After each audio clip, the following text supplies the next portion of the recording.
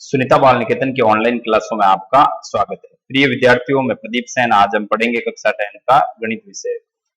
तो पिछली क्लास में हमने इस प्रश्नावली के बारे में कुछ बेसिक सीखा था। आज हम स्टार्ट करेंगे प्रश्नावली 3.1। इंपॉर्टेंट है प्रश्नावली, फिक्स क्वेश्चन आएगा, बड़ा क्वेश्चन आएगा। मैंने आपको 4 विधियां भी बता दी थी बीज गणित में। पहली बताई थी आलेखी विधि, दूसरी प्रतिस्थापन, तीसरी बीज गणित और चौथी है वज्र गुणन विधि। इन चारों विधियों में से एक फिक्स है क्वेश्चन आएगा कोई भी विधि का उठा के। तो अपन सबसे पहले 3.1 आलेखी विधि वाले क्वेश्चन कर लेते हैं, इसके बाद में प्रतिस्थापन इस प्रकार के क्वेश्चन करेंगे। तो पहला क्वेश्चन, आफताब अपनी पुत्री से कहता है कि 7 वर्ष पूर्व मैं तुमसे 7 गुणी आयु का था, अब से 3 वर्ष बाद मैं तुमसे केवल 3 गुणी आयु का रह जाऊंगा। इस स्थिति को बीज गणित एवं ग्राफीय रूपों में व्यक्त कीजिए। इन प्रश्नों को करते समय हमेशा प्रश्न को थोड़ा टुकड़ों टुकड़ों में पढ़कर उनको करना चाहिए। सबसे पहले प्रश्नावली का नाम भी है दो चरों वाले रैखिक समीकरण। पूरे क्वेश्चन में आपको दो चर या दो चर ढूंढने हैं। दो चर का मतलब ऐसा प्रश्न में देखो जिसमें दो बातें हो रही है। एक तो आफताब की आयु के बारे में बात हो रही है और दूसरी आफताब की पुत्री की आयु के बारे में बात हो रही है। इसी प्रकार क्वेश्चन नंबर 2 में भी मैंने बताया था पूरा अच्छी तरीके से क्वेश्चन पढ़ो। इस प्रश्न में बल्ले और गेंदों के बारे में बात हो रही है। तो एक बार तो अपन क्वेश्चन नंबर 1 पे ही है। आफताब अपनी पुत्री से कहता है, इसमें सीधा ही लिखा हुआ है, एक तो आफताब की आयु है, दूसरी उसकी पुत्री की आयु है। दोनों को अपन मानते हैं।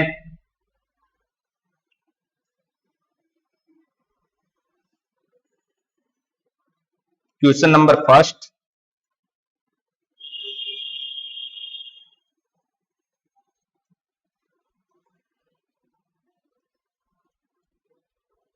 माना आफताब की आयु। इस आफताब की आयु को अपन x मान लेते हैं, x वर्ष मान लेते हैं। और इसकी पुत्री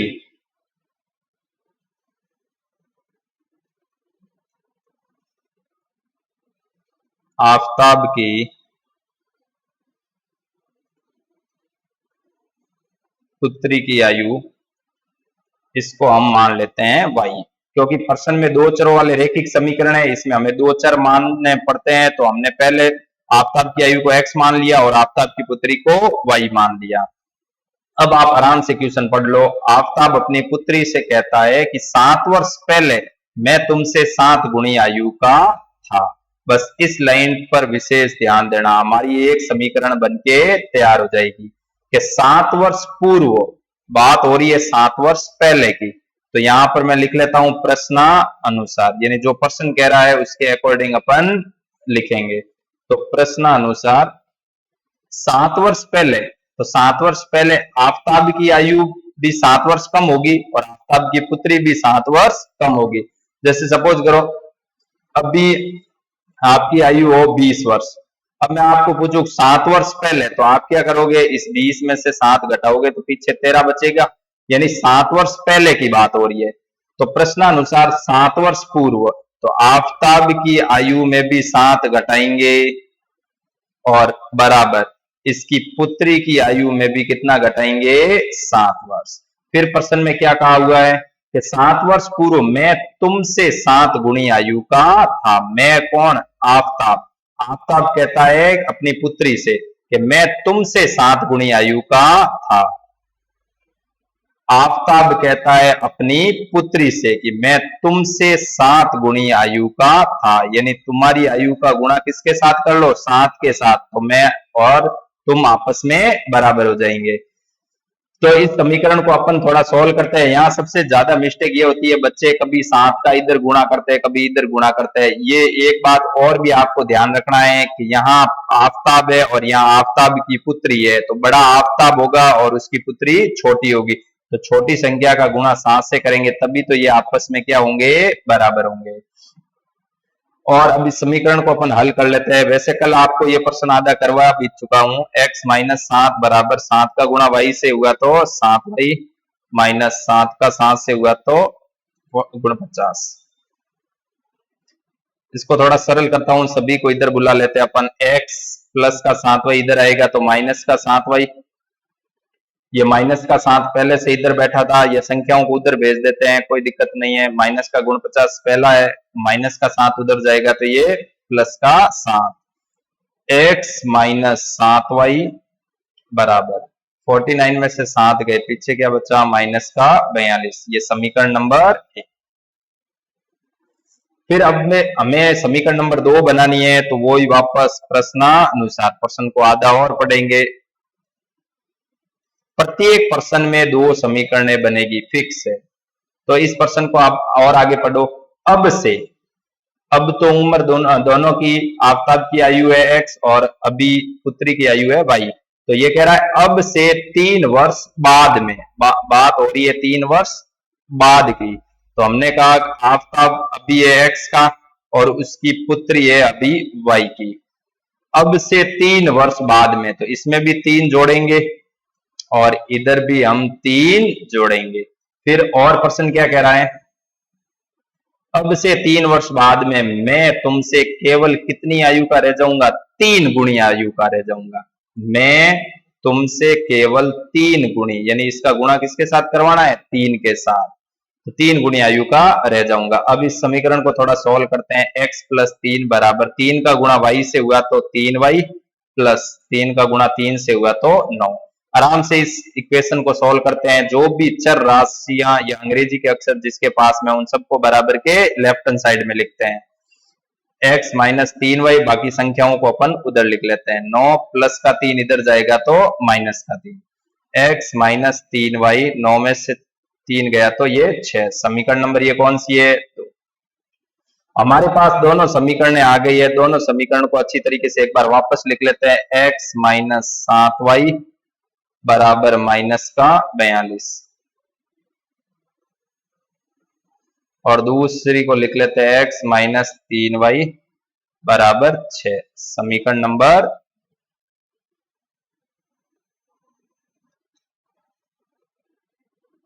हाँ, अब इन प्रश्नों में देखते हैं कि हमारा ग्राफीय विधि से अब इस प्रश्न को सॉल्व करते हैं।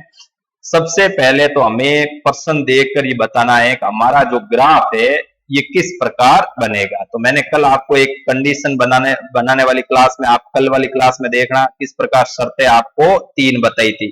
वही शर्तों में से पहली शर्त या जो भी शर्त है वो अपन यहाँ पर देखते हैं कि इसमें a1 का मान क्या है। यानी सबसे पहले 1 नंबर समीकरण में a, इसके आगे संख्या कौन सी है, 1।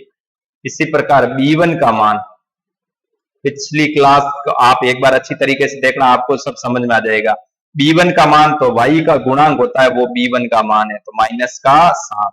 इसी प्रकार c1, अब c1 चाहे इसको इधर भेज दो तो प्लस का 42 लिख लोगे, और यदि ये इधर ही है तो माइनस का 42 लिख लेते हैं। अपन इधर भेजते हैं तो यहाँ 42 सीधा ही लिख लेता हूं 42। इसी प्रकार a2 का मान, a2 यानी 2 मतलब 2 नंबर समीकरण, 2 नंबर समीकरण में x का गुणांक a क्या है, a।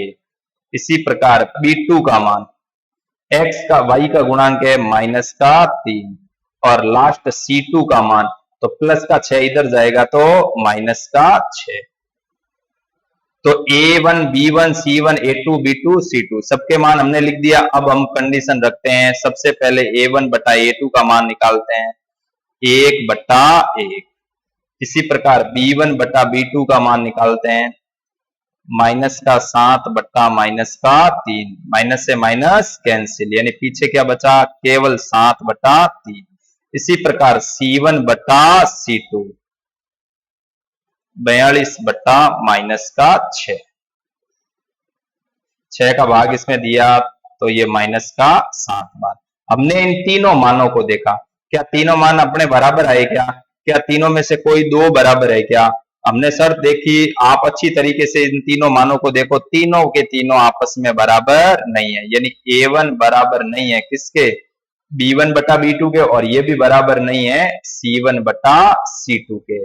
तो ये बताओ शर्त कौन सी है, जो कि आपने पिछला क्लास या पिछला वीडियो देखा है तो आपको अच्छी तरीके से समझ में आ रहा होगा। तो ये हमने लिखवाया था कि इसका हल कैसा होगा, अद्वितीय हल होगा। हल होगा अद्वितीय होगा। इसका मतलब हमारा ये जो प्रश्न अपन ग्राफ विधि से करेंगे इसमें फिक्स आंसर आएंगे, किसके, एक्स और वाई के फिक्स आंसर आएंगे। एक बात तो क्लियर हो गई। दूसरी बात, जब हल अद्वितीय होगा तो इस शर्त में रेखाएं क्या करेगी, तो हमने लिखा था रेखाएं प्रतिच्छेदी करेगी। प्रतिच्छेदी करेगी, इसका मतलब हमारा जो ग्राफ बनेगा इसके अंदर, तो उसमें फिक्स है 100% लाइनें आपस में काटेगी। अभी तक हमने ग्राफ नहीं बनाया, लेकिन हम इस कंडीशन के अकॉर्डिंग बता रहे हैं कि हमारा जो ग्राफ बनेगा उसमें रेखाएं प्रतिच्छेद या आपस में कटेगी। इसके बाद में हल इसका कैसा होगा, तो जब इसका आंसर आ रहा है तो इसका निकाय होगा वो संगत होगा। निकाय कैसा होगा, संगत होगा। यानी अपन ने ग्राफ या इस प्रश्न को हल करने से पहले ही आंसर अपन लेकर आ गए कि इसका हल अद्वितीय होगा, रेखाएं प्रतिच्छेद करेगी, निकाय संगत हो गई। अब हल जो फिक्स आएगा वो कौन सा हल आएगा, इसके लिए अपन आगे करेंगे। तो आपको बोर्ड परीक्षा में जब तक ये नहीं कहा जाए तब तक कॉपी में नहीं करना है, आप पीछे रफ कॉपी में जाकर ये इतनी जांच आप करके अपना उत्तर पहचान लोगे। तो अब इसको प्रश्नों को सोल्व करते हैं अपन। x माइनस 7y बराबर -42, x माइनस 3y बराबर 6।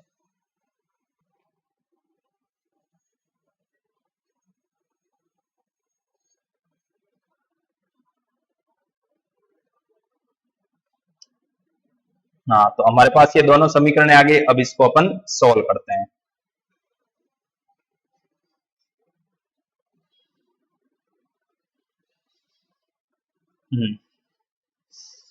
ग्राफीय विधि से हल करने से पहले सबसे अच्छी तरीके से समझना, सबसे पहले एक नंबर समीकरण को आप लेकर आओगे। यहां से ग्राफीय विधि स्टार्ट हो रही है। सबसे पहले एक नंबर समीकरण को आपने लिख दिया वापस, है जैसा का जैसा, -42। इसमें आपको एक बात का ध्यान देना है, या तो आप x को इधर रखो या फिर y को इधर रखो। इन दोनों में से किसी एक चर राशि को बराबर के इधर रखना है, बाकी सबको उधर भेजना है। ग्राफीय विधि का ध्यान रखना, केवल अपन रख रहे हैं इधर x को, बाकी सबको उधर भेज रहे हैं। तो ये है -42, फिर ये माइनस का 7y उधर जाएगा तो ये हो जाएगा प्लस का 7y। ये x का मान आया। इस x के मान को अपन क्या करेंगे, एक ब्रैकेट के अंदर बंद कर देंगे। केवल अपन को x का ऐसा मान लेकर आना है। फिर जैसे ही अपन x का मान लेकर आएंगे, इसके जस्ट नीचे अपन एक सारणी बनाएंगे। ग्राफीय विधि में सारणी बनाएंगे। इस सारणी में ऊपर x लिखेंगे और नीचे y, और इसके कम से कम आपको 3 मान निकालने हैं। वैसे 2 मान निकालते हैं, 3 मान निकालते हैं, 4 भी मान निकाल सकते हैं, लेकिन 3 मान तो आपको कम से कम निकालने हैं। तो 3 मान अपन कैसे निकालते हैं, वही कंडीशन, ये जो आपको ब्रैकेट दिखाई दे रहा है, इस ब्रैकेट में अपन किसका मान निकालेंगे, x का। x बराबर -42 प्लस 7y, यानी इस y का मान यहां पर रखते जाएंगे, x का मान अपने आप आ जाएगा। अब y के मान क्या क्या रखने हैं, ये एक बहुत अच्छी बात है, इसको थोड़ा ध्यान देना। यहाँ अधिकांश बच्चे कंफ्यूजन होता है। आपको क्या करना है, ये है 0, 0 के इधर चलना है लगभग 5 तक, ज्यादा नहीं जाना है, सिर्फ केवल और केवल 5 तक जाना है। और 0 के इधर संख्याएं 5 लेनी है, -1, -2, -3 और -4, और ये माइनस का 5। यानी ये जो मान है, 0 से राइट हैंड साइड में प्लस के 5 जाने हैं और लेफ्ट हैंड साइड में माइनस के 5। इन पांचों, 5 और 5 10, 10 और 1 0 11, यानी ये इन 10 11 मानों को सबसे पहले रखोगे। इनमें से यदि आंसर आ जाता है बहुत अच्छी बात है, यदि इनमें से आंसर नहीं आता है तो फिर आपको प्रश्न के अकॉर्डिंग थोड़ा दिमाग लगा के हल करना है। अन्यथा परीक्षा में जो भी आपको क्वेश्चन देखने को मिलेगा उसमें से लगभग 99% इन मानों में से ही आंसर निकल जाएगा। मेरा कहने का मतलब, ये जो x बराबर -42 प्लस 7y जो दिखाई दे रहा है ना, इस y की जगह सबसे पहले आप 0 रखोगे तो x का मान 1 आएगा। 1 रखोगे तो भी x का मान आएगा, 2 रखोगे तो x का मान आएगा, 3 रखोगे तो x का मान आएगा।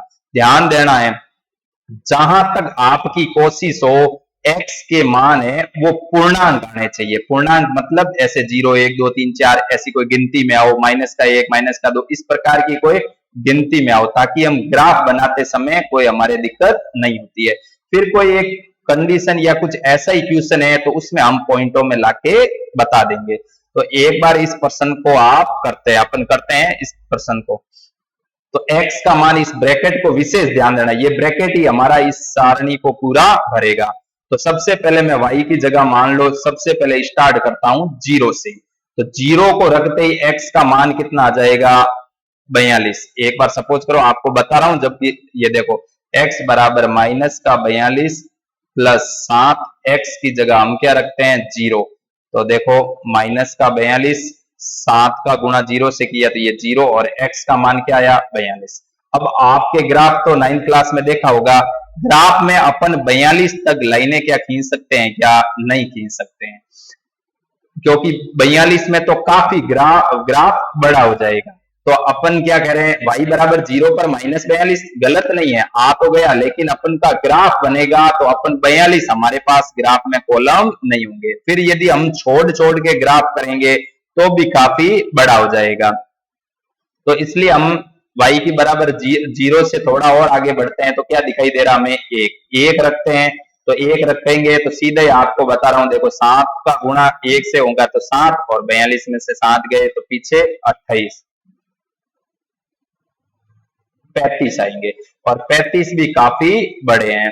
तो और अपन आगे बढ़ते हैं, 2 रखते हैं तो 7 का गुणा 2 से किया तो 14 और 14 यदि 42 में से, क्योंकि एक प्लस की संख्या है और एक माइनस की संख्या है, जैसे हम 42 माइनस के और यहाँ पर कितने 2 रखते कितने हो जाएंगे 14। तो इसमें से ये अपन घटाते हैं तो 8 और ये हो गया 3 में से गया 2, लगभग 28 आ रहा है।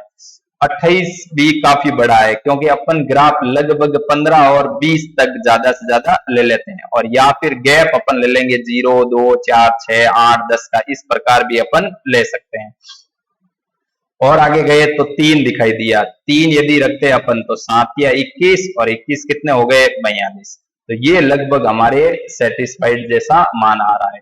तो देखो बेटा, ये मान आपको परीक्षा में इस प्रकार का मान रखोगे तो काफी बड़ा हो जाएगा। जैसे मैंने y बराबर क्या रखा 3 रखा, y बराबर 3 रखने पर जहां पर y है वहां पर हमें 3 रखना है, माइनस का 42 प्लस 7 और ये है 3, माइनस का 42, 7 का गुणा 3 से किया तो 21 और 42 में से 21 गए तो पीछे क्या बचा माइनस का 21। ये ध्यान आपको देना है। फिर और आगे बढ़ते हैं, y बराबर 3 से थोड़ा और बड़ा, क्योंकि 3 मान लाने हैं तो y बराबर 4 रखेंगे तो और मान छोटा आएगा। 4 रखने पर x बराबर माइनस का 42 प्लस 7 और ये 4, 42, 7 का गुणा 4 से किया तो 28,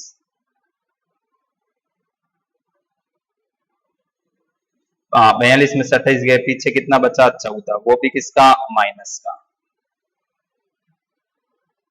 फिर और आगे बढ़ते हैं तो y बराबर 4 से बड़ा कौन है 5 रखते हैं, तो 5 रखने पर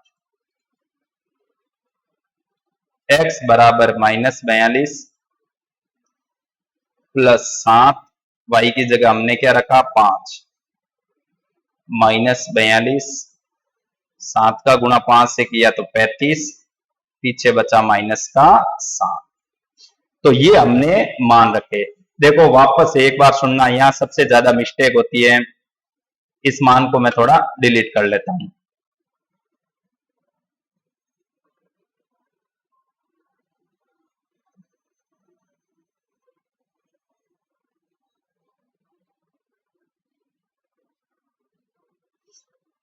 हाँ बेटा, सबसे पहले वही क्रम आपको बताया था कि ये जो x का मान हमारे पास ब्रैकेट के अंदर आया, सब ये ही अपना x का मान इस सारणी को भरेगा।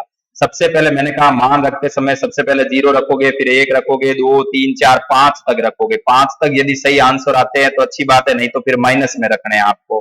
-1 रखना है, -2 रखना है, -3 रखना है, इस प्रकार रखना है। तो यहाँ पर हल्का सा थोड़ा सा कॉमन साइंस लगाना, क्या हमें x के मान ऐसे लाने हैं जो लगभग, क्योंकि अपन जैसे आपने ग्राफ तो देखा होगा, तो ग्राफ में हम यहाँ 0 से स्टार्ट करते हैं, तो 0 से ज्यादा हम अपने पास कॉलम यहाँ कितने होते हैं, 10 या 15 हो सकते हैं, इससे ज्यादा तो नहीं होते हैं। तो उस प्रकार ही मान यहाँ पर आपके लाने हैं। यदि आप दो का गैप देते हो तो आपको पता है कि मेरी गाड़ी कहां तक पहुंच जाएगी, 30 तक पहुंच सकती है। यदि मैं 3 का गैप देता हूं तो मेरी गाड़ी 90 तक पहुंच जाती है। तो इस प्रकार थोड़ा जितने कॉलम हो गए उसका आपको ध्यान रखना है। जैसे मैंने आपके सबसे पहले देखो y बराबर 0 रखा, 1 रखा, 2 रखा, यहां तक रखा, तब तक मान काफी ज्यादा आ रहे थे, जितना कि अपन ग्राफ नंबर बनाने में काफी टाइम भी आपके लगेगा। तो हमने सीधा ही क्या रख दिया, 3 रखा, फिर 4 रखा, फिर 5 रखा, तब मान लगभग क्या आ रहे थे, इजीली कम आ रहे थे। तो हमने सबसे पहले y की जगह क्या रखा, मैंने 3 रखा, तो x का मान मेरे पास क्या आया, -21। ये देखो y की जगह मैंने 3 रखा, तो ये x का मान क्या आया, -21। थोड़ा और ग्राफ नीचे गए, y का मान 4 रखा, तब x का मान क्या आया, -14। तो x का मान -14 आया, तब y का मान हमने 4 रखा। इसके बाद में y का मान हमने कितना रखा था, 5 रखा था, तब x का मान आया था -7। ये मैंने लिख दिया यहाँ पर -7। अब एक तो सारणी आपके बन गई है, अब आपको एक और सारणी बनानी पड़ेगी, क्योंकि समीकरणें कितनी है, 2। 1 नंबर समीकरण की एक सारणी है, अब 2 सेम इसी प्रकार 2 नंबर सारणी की भी आपको ये बनानी है। तो x - 3y बराबर 6, x - 3y बराबर 6, यही आपकी समीकरण नंबर 2 है।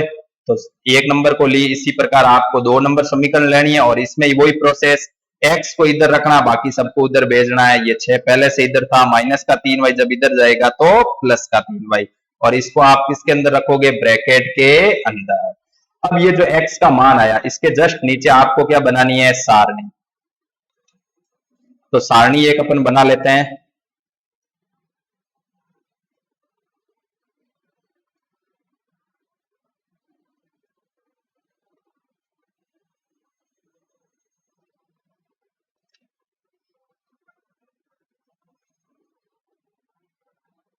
लगभग अपन 3 मान तो निकालते हैं। अब वापस वही क्रम के इसके बराबर के इधर किसका मान रखना है, अपन को y का मान रखना है, अपने आप किसका मान आ जाएगा, x का मान आ जाएगा। तो सबसे पहला मान मैं रख रहा हूं, क्रम वही, y का मान 0 से या तो 5 तक इधर जाना है, या फिर इधर -5 तक जाता है। पहले अपन रखते हैं प्लस वाला क्रम, फिर अपन माइनस वाला रख लेंगे। तो सबसे पहले देखो बेटा, y का मान क्या रखा हमने, 0 रखा। तो 0 रखा तो क्या हमारा आंसर आ रहा है क्या, एक बार देखो, y बराबर 0 रखने पर मान भी कैसा आना चाहिए, x का एकदम पूर्णांक जैसा। तो y की जगह 0 रखो, तो देखो ये x का मान छोटा आ रहा है, 3, y की जगह 0 रखते, 0 का गुणा 3 से किया तो 0 हो जाएगा, और ये 6 + 0, x का मान क्या आया हमारे पास, 6। यानी पहला तो देखो कितना सरल, y का मान 0 रखते, x का मान 6, और 6 तक तो लगभग हमारा ग्राफ बनता है। फिर और आगे गए, दूसरा मान, y बराबर 0 से बड़ा क्या है, 1, तो 1 रखने पर x बराबर 6 + 3 1, 6 + 3 एकम 3, पीछे कितना आया, 9। ये x का मान दूसरा आया। तो y बराबर 1 रखा, तब x का मान क्या आया, 3। अब अगला y बराबर क्या रखेंगे अपन, 2। एक बात ध्यान देना आपको कि यहाँ 1 या 2 मान तो चलो अपनी मर्जी से लिख देना, इसके बाद में ये जो आपको ग्राफ पहली सारणी में जाना है, पहली सारणी में देखना है कि y के मान आपने कौन कौन से रखे थे, 3, 4 और 5। तो इसमें से कोई एक मान उठा के आपको करना है। जैसे y का मान मैं क्या उठा रहा हूं, 3, आप चाहे तो 4 भी लिख सकते हो, या 5 रख के भी देख सकते हो। तो यहाँ पर अपन को 2 रखेंगे तो भी आंसर आएगा, लेकिन एक अपन को उस सारणी में देखकर करना है। तो y बराबर क्या रखेंगे, जैसे 3 रखते हैं, तो y बराबर 3 रखने पर, ताकि क्या है, इसमें मैं आपको ग्राफ बनाते समय एक बात बताऊंगा कि यहाँ वो दिक्कत आ जाती है। तो सबसे पहले तो अपन y बराबर 3 रखेंगे, प्रश्न देखते हैं, x बराबर 6+3y, यही क्वेश्चन था। x बराबर 6+3, y का मान क्या है 3। 6+3 का गुणा 3 से किया तो 9, और 9 और 6 कितने हो गए 15, यानी हमारा x का मान क्या आ रहा है 15। अब ये क्वेश्चन काफी ऐसे बड़ा हो जाएगा, क्योंकि 1 प्लस के 15 और उधर माइनस के 21 तक रहेगा। ठीक है, फिर भी थोड़ा सा आपको ध्यान रखना है कि x का मान हमारे पास क्या आया 15, तो ये इस सारणी के अंदर रख दिया हमने। x का मान 15 आया, हमने y का मान क्या रखा 3। तो ये दोनों हमारी सारणियां बनके तैयार हो गई। परीक्षा में सबसे इजीली यही क्वेश्चन पड़ता है, क्योंकि इसमें जो भी अपनी मर्जी से मान रखोगे अपने आप x का मान आएगा, जो भी मान रखोगे अपने आप इसमें x का मान आएगा। तो इस प्रकार अपन को दोनों सारणियां भरनी है, और जैसे सारणियां भरनी है इसके बाद में हमें ग्राफ पर जाना है। अब यहाँ पर तो थोड़ा ग्राफ वाला गड़बड़ होगी। एक बार मैं आपको एक ग्राफ वाला बोर्ड है उस पे आपको हल्का सा समझाता हूं।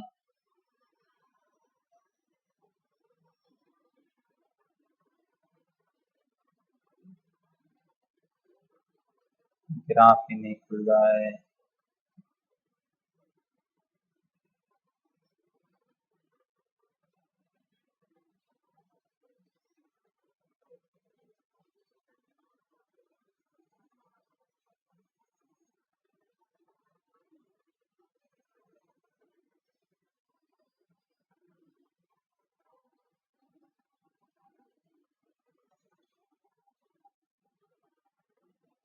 हाँ, इस ग्राफ पर आप देखना, तो अपन देखो एक ग्राफ पर लाइन खींचते हैं।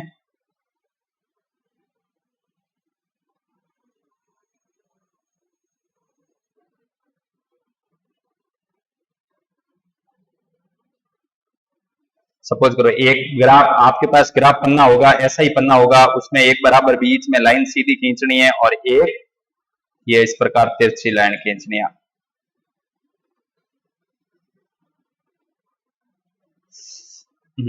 आप सभी को पता है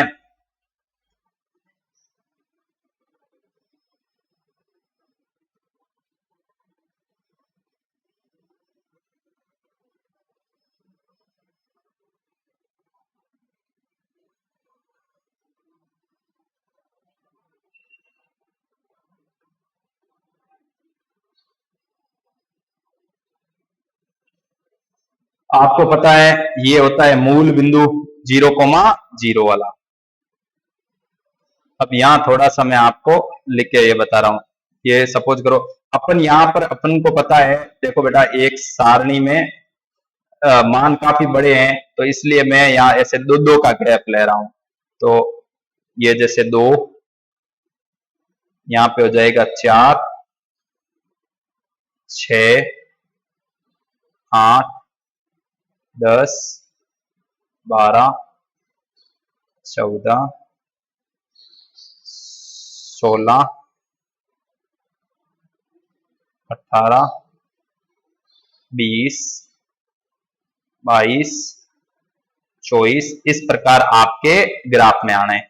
और इधर माइनस के आते हैं, आपको पता है, तो माइनस का 2, माइनस का 4, माइनस का 6, माइनस का 8, माइनस का 10, ये 10 का है, ये माइनस का 12,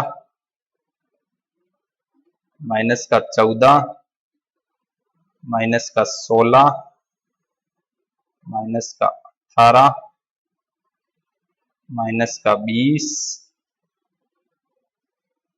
माइनस का 22, माइनस का 24 और माइनस का 26। इस प्रकार और आगे भी यदि चाहिए तो अपन लिख लेंगे, जैसे माइनस का 28, इस प्रकार लिख देंगे। अब y के मान भी ऊपर आपको पता है प्लस के होते हैं, 1, 2, 3, 4, 5, या इधर भी दो दो का ही गैप देते हैं अपन, या एक एक का दे देते हैं, 5, 6, 7, 8, 9, 10।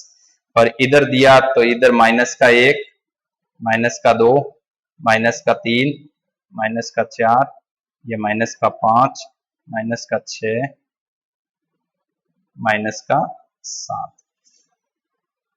तो आपको ये ऐसा ग्राफ बनाना है। वैसे आपने क्लास 8 में भी बनाया था, 9th में भी बनाया, और अब 10th में आए हो आप। आपको पता है ये जो क्षैतिज रेखा है, जो ये आडी रेखा है, इसको अपन एक्स अक्ष बोलते हैं।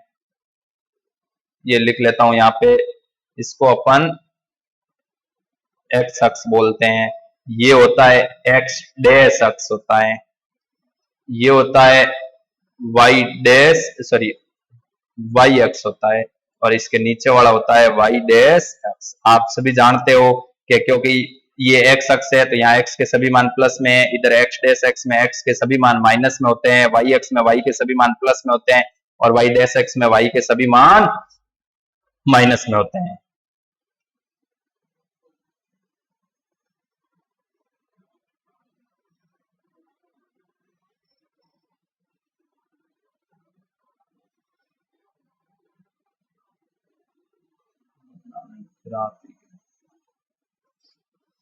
तो अपन यहां से सारणी उठा लेते हैं। देखो जैसे ये 1 नंबर समीकरण की है, -21 -14 -7।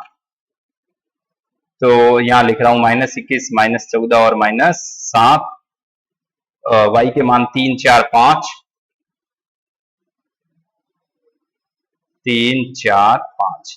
सपोज करो ये 1 नंबर समीकरण की सारणी है, तो इसको मैं यहाँ व्यवस्थित कर रहा हूं। x का मान -21, तो x अक्ष वाली लाइन में -21 कहाँ है?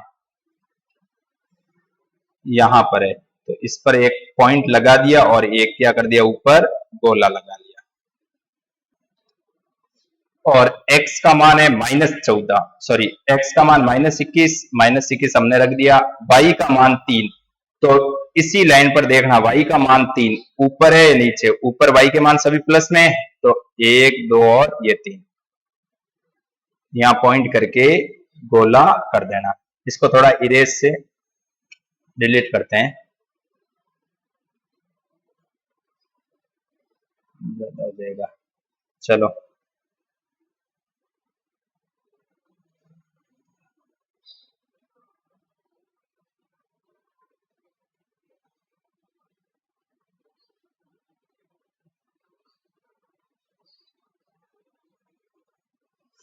एक मिनट, अपना ये माइनस का 22 है, थोड़ा ग्राफ में सब मिक्स हो गए, साथ साथ दिखाई दे रहे हैं।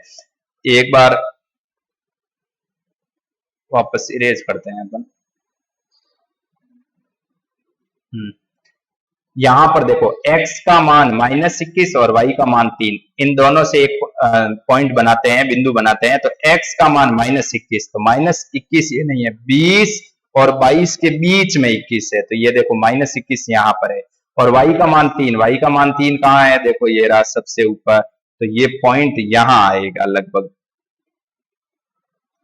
और इसको अपन लिख लेते हैं, ये -21 कोमा माइनस का 21,3, आगे x का मान रखते हैं और पीछे y का मान। इसी प्रकार दूसरा देखो पॉइंट, x का मान है -14 और y का मान है इसमें 4।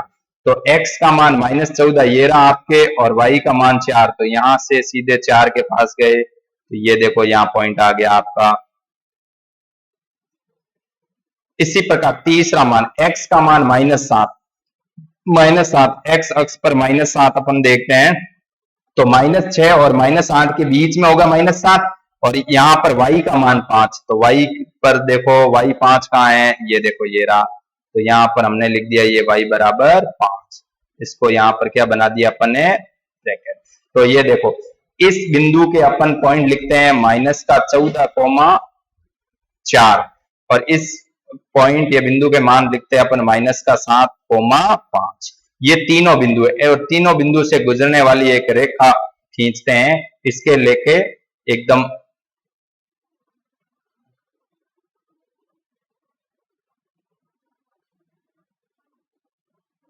ये लगभग हमने रेखा खींच ली है। इसमें थोड़ा ये ध्यान रखना, अब यहाँ तो ग्राफ में पेंसिल हाथ से खींचा हुआ है, आप ग्राफ पेन स्केल से खींचोगे तो एकदम सीधी रेखा खींची जाएगी, जो कि तीनों बिंदुओं से होकर गुजरेगी। इसी प्रकार अपना दूसरी ये जो सारणी, तो इसको देखते अपन।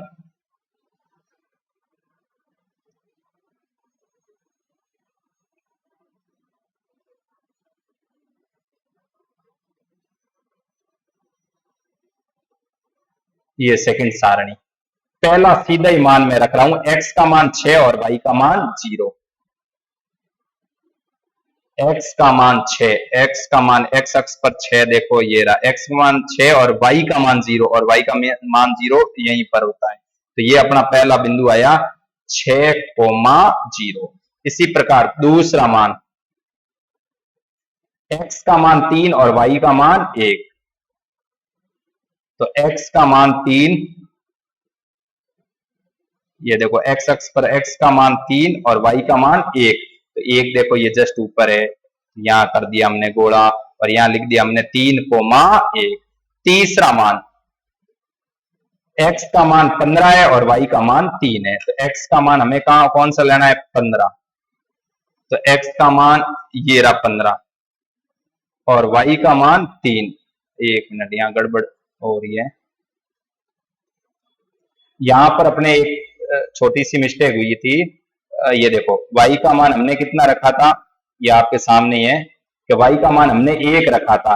तब देखो 6 और 3 कितने होते हैं, 9। x का मान क्या आया, 9, और हमने ऊपर क्या लिखा, 3 लिखा। तो यहां पर हम लिख लेते हैं 9।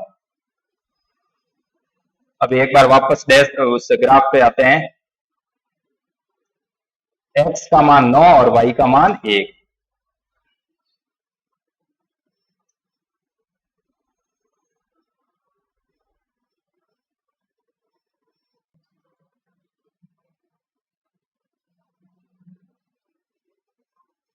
नौ एक, x का मान 9, ये देखो x का मान ये यहाँ 9 है और y का मान 1 है। तो ये लगभग यहाँ पॉइंट आएगा 9,1। इसी प्रकार x का मान 15 और y का मान 3, 15 3। तो देखो x का मान ये 14 और 16 के बीच में 15 और y का मान 3, थोड़ा और ऊपर गए तो ये यहाँ पर। अब यहाँ तो ये ग्राफ में भी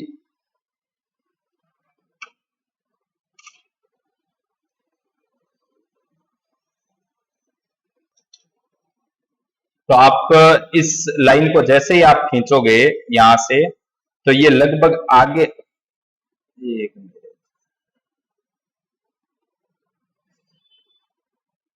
ये लगभग आगे जाकर मिलेगी। अब यहाँ अपना ग्राफ सिस्टमेटिक ढंग से नहीं होने के कारण ये क्या हो रही है, प्रॉब्लम हो रही है। बाकी आपके ये दोनों रेखाएं आपस में कटेगी। आप इन बिंदुओं को विशेष ध्यान देना, इन बिंदुओं से आप अपने ग्राफ पेपर पर बनाना क्वेश्चन, लगभग ये ग्राफ आपस में कट जाएगा। यदि नहीं भी कटता है तो इधर देखना,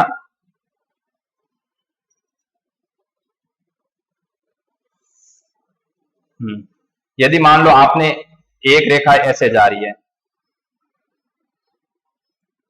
एक रेखा ऐसे जा रही है और दूसरी वाली रेखा यहां तक आकर आपके बिंदु खत्म हो गए, लेकिन आपको स्केल से इसको क्या करनी है, आगे और खींचनी है। तो ये कहीं ना कहीं एक जगह जाके कट जाएगी। तो और जहां कटती है वहां से आप सीधे x का मान देखना और वहीं से आप y का मान देखना, वही हमारा क्या होगा, आंसर होगा। तो इसका थोड़ा विशेष ध्यान देना। तो एक बार इस प्रश्न की आप अच्छी तरीके से प्रैक्टिस करोगे, किस प्रकार, देखो प्रश्न में सीधा लिखा हुआ हल अद्वितीय होगा, रेखा सॉरी प्रश्न की हमने कंडीशन रखी, तब हमें पता चला हल अद्वितीय होगा, रेखाएं प्रतिच्छेद करेगी और निकाय कैसा होगा, संगत होगा। तो हमने इन तीनों के अकॉर्डिंग फिक्स है, आंसर में रेखाएं प्रतिच्छेद करेगी और हमारा आंसर भी एक फिक्स संख्या में आएगा। तो इस प्रकार आप इस प्रश्न की अच्छी तरीके से प्रैक्टिस करना और आगे वाले प्रश्नों को भी आप करने का प्रयास करना। बाकी वाला हम अगली क्लास में करेंगे।